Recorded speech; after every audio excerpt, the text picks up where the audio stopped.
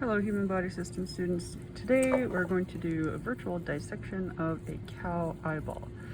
So here we have a preserved cow eyeball. You can see kind of the shape of the orbit is surrounded by all of this external tissue here. In the back, this whitish tissue is fatty tissue, and the function of fatty tissue around the eye, this is not just in a cow eye, this is really in the eyeball of any type of creature, is to cushion the eye in the socket, because the eye is a delicate sensory organ, and so you don't want to have your eye rubbing against the bone of your socket, so the fat acts as a cushion. You can also see, let's see if I can get a good view of this. So here's a pretty good view. This darker tissue here, so again, here's some fat, but this darker tissue on the outside of the eye is one of the 4 main muscles that controls movement of the eye within the socket. So this is like, don't think of this as like blinking, that would be more of like an orbicularis oculi muscle, but think of this as like actually looking back and forth through the socket. Human eyes have a few more muscles than cows, and this has to do with the way that we communicate. So cows, they don't really communicate with each other through facial expressions nearly as much as humans do, but humans, we rely on that. And so we have evolved to have more muscle tissue around our eyes for that function. Okay, so again, we're missing quite a bit of anatomy here. You can imagine that the eyelid would be covering a portion of the front of the eyeball in life. So the eyelid has eyelashes on it, and the function of the eyelid and eyelashes are to keep debris out of the eye, specifically the eyelashes to help to keep debris out of the eye, and then the eyelids function to help keep the front of the eye moist, because the eyeball is a squishy, wet organ.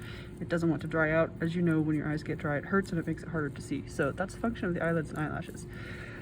So here we have, it can be kind of difficult to see, but this portion of the eye, the actual most of the eye, external eye, is composed of the sclera. So the sclera is like the white part of the eye. The sclera doesn't function at all for your vision. It's pretty much all just structural. So it's just like holding the eye together in its appropriate round shape.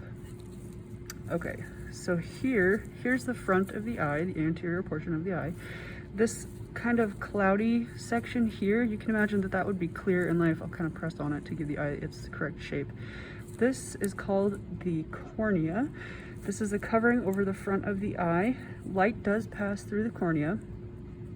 The cornea is distinct from the sclera surrounding it because the cornea does not contain any blood vessels. And this has to do, of course, with the fact that this is where light first passes through the eye, and so if there was anything on top of the cornea, that would be in your field of view, and so you don't want to have anything obstructing your field of view, and so the cornea, of course, does not have blood vessels in it like the sclera. So we're going to go ahead and begin the dissection now. So I'm going to kind of give this a little bit of pressure. I have a scalpel here. I'm going to insert it into the cornea just gently. And you can see that there is some, perhaps you can see, I'll make it so that you can see. Ah, yes, there we go. You can see this liquid coming out. This liquid coming out, it's a little pocket of fluid that is just behind the cornea, and it helps to maintain the rounded shape of the cornea. And of course, you know when you did the eyeball notes that is called the aqueous humor. So again, just some liquid fluid stuff right behind the cornea to help maintain the pressure on the cornea to keep its certain shape that it needs to have. Okay, so then I'm going to cut all the way through the cornea here and remove it.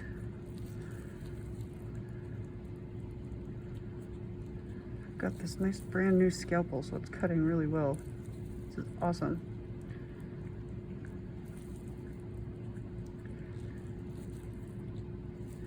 All right, so here we have the cornea removed. So just to kind of show you a cross-sectional view, the thickness of the cornea is pretty significant, and this has to do with the protective factor of the cornea, and so all of the like delicate inner tissues of the eye are protected on most sides by the thick sclera, but then on the very front it's protected by this clear cornea, and so that's the reason for the thickness. And if you could feel it, it has a very firm, kind of crunchy texture to it. So that is the cornea. Okay, so now you can see there's a little bit of liquid still here, so I'm just going to pour that out. So now here you can see this dark colored ring here. This is the iris of the eye. So it's a muscular ring. It can expand and contract. This hole in the center of the iris, of course, you know just from being a person that is called your pupil. It's the same in a cow as it is in a human. And so the function of the pupil, as you know from your eye notes, is to act very much the same as the aperture on the lens of a camera. It controls the amount of light that is allowed to come into the eye and pass through to the sensory tissue at the back of the eye. So that is why when it is really dark, your pupils will get larger because they're trying to allow more light to come in. And when it is really bright, your pupils get smaller. So they contract when it's really bright out, so that you're not letting in so much light that it can damage your eyes. So in dark conditions, the pupil dilates. In bright conditions, the pupil contracts. And that all has to do with this muscular ring of the iris expanding and contracting. Okay, so now we're going to continue. Let's see if I can snip. Oh yes, brand new scissors are good for snipping as well.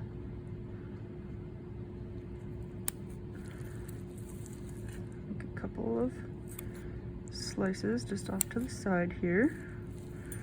Okay, so next, let's see if I can get this out of here nicely. The next structure that we're going to observe is the lens of the eye. And the lens of the eye is the most really important thing for the focusing of the light. Some focusing of light does happen as it passes through the cornea, but it's not nearly as much as what occurs through the lens of the eye. Okay, so let's see. All right, here we go. There it is. There's the lens.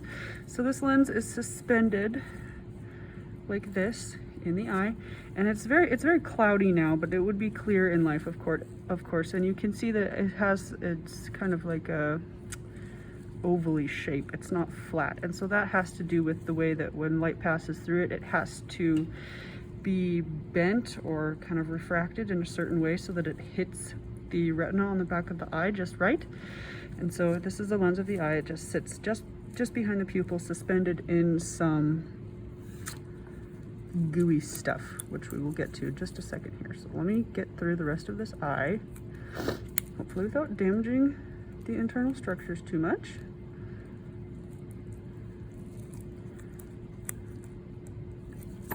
Switch to the scalpel. There we go. Oh yes, very luxurious to have a brand new scalpel for a dissection. I wish we could give students brand new scalpels every time they dissect. Makes it so much easier. Okay, carry on carefully cutting this eyeball in half so that we can see the inner structure. Okay, it looks like I've just got a little piece that's still stuck right here. Very fibrous eyeball we have here today. Okay, I think. Aha! Pretty much got it. Lay it down. Slice. There we go. Okay. And I've managed to keep most of the retina intact on the back of the eye too. That's perfect. Okay, so let's see. This isn't a question on your worksheet, but this stuff, so here's again the front of the eye. This is the iris here looking through the pupil. So inside of the eyeball, there's this big blob of jelly-like stuff. And now this is called the vitreous humor. So the function of the vitreous humor is to keep the whole eyeball round. So this is like what maintains the adequate pressure in the eyeball so that it keeps its round shape. So the vitreous humor, if it were absent, your eyeball would kind of deflate, and that is, you know, that's, if you learned in your eyeball notes that there's a procedure called a vitrectomy. If something needs to be done to the eyeball, sometimes they suck this out to deflate the eyeball for a purpose, and then naturally it will over time it'll reform vitreous humor again. But yes, that's what this gooey stuff in the middle of the eyeball jelly, is the vitreous humor.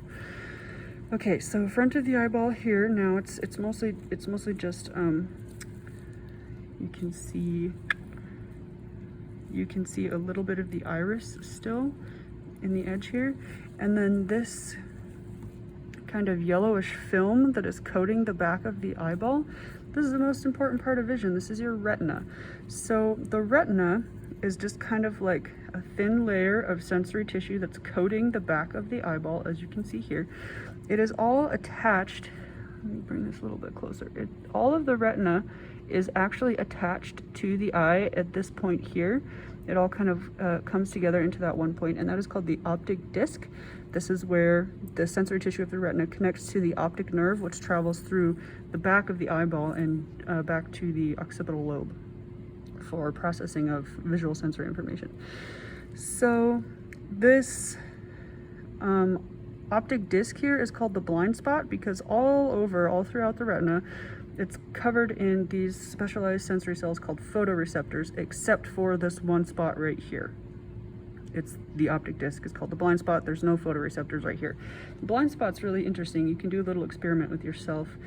It's the easiest, I feel like, if you go outside and you just take your finger like this and hold your arm like straight out in front of you and look at the tip of your finger, and then keep focusing in that spot where the tip of your finger was, but move it off to the side, keeping your arm extended.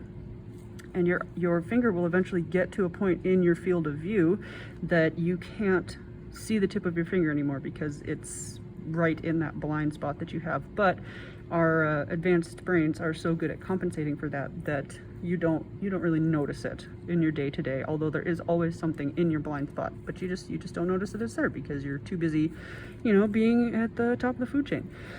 Okay, anyway, so I'm going to peel this beautiful retina off of the back of the eye to show you this feature, which, oh, here, you can actually kind of see. This is a good demonstration of how the retina is attached. You can see that it's all stuck at that one spot right there, the optic disc.